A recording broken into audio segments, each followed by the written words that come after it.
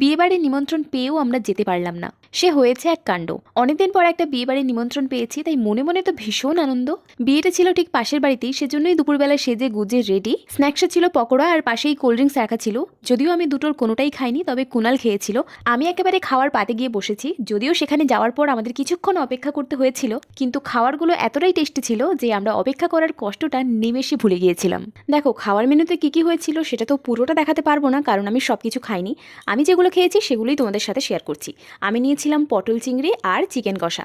ব্যাস এই দুটো দিয়েই সেদিন দুপুরের লাঞ্চটা আমি জমিয়ে করেছিলাম। তারপর আইসক্রিম খেয়েই আমরা চলে এসেছি হবু কনের সাথে দেখা করতে। তখন হবু কনে সাজতে ব্যস্ত। যাই হোক, আর বেশি কথা না বলেই আমরা ওখান থেকে বেরিয়ে চলে এসেছি।